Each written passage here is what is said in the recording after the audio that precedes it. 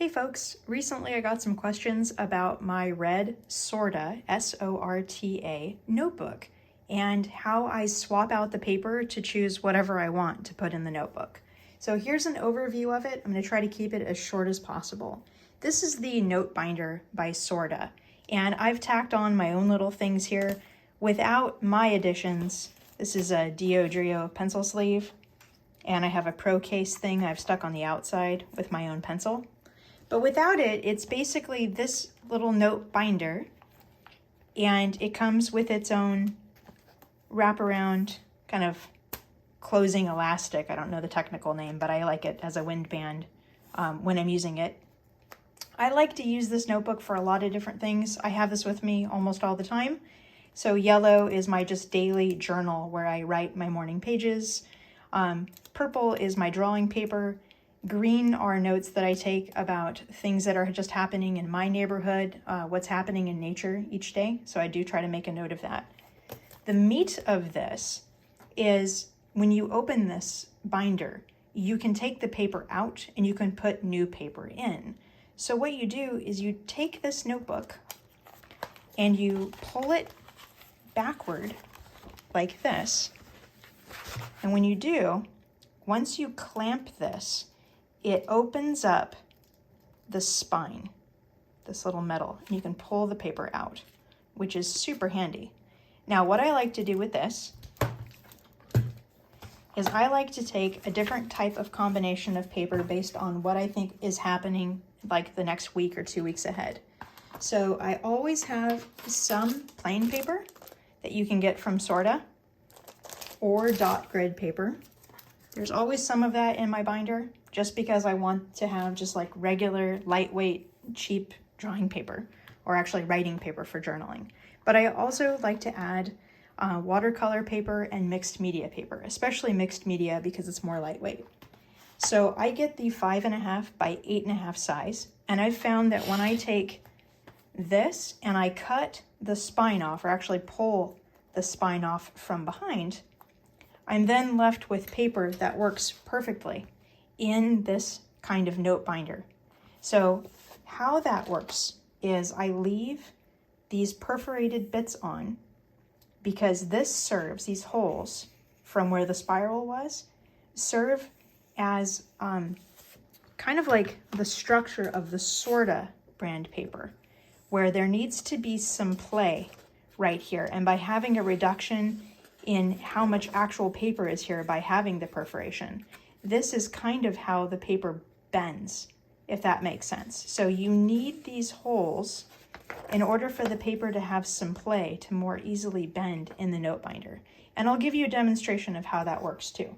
So as long as you have something that's like this, it should work okay. But let's go ahead and stick some paper in here. We'll take some Sorta brand, and I'm going to take some watercolor paper, and I'm also going to take some mixed media paper and combine all of this. So what I'm doing is just kind of stacking them up. It's okay if these holes don't align because we're not actually using a real binder that has like those metal claws that come through. We just need them to line up. We don't want to overfill it either. If you get too much paper in here, it won't bend right. So to open this up, I'm going to fold this back like this, and that's going to open up that comb. And then I'm going to just line this up right here visually. Kind of hard to do with myself on camera here. Goodness, I'm not making a good case for this, am I? There we go. And if you slide it in like this, it's now lining it up with the comb. Now to close it, so right now it's open, so it's wiggling around. What I do is I then slowly let it go. And when I let it go, it closes right here, this little mouth, and now it holds on well. So when I have the paper in here, when I open it up, and let's say we turn to some watercolor paper, okay?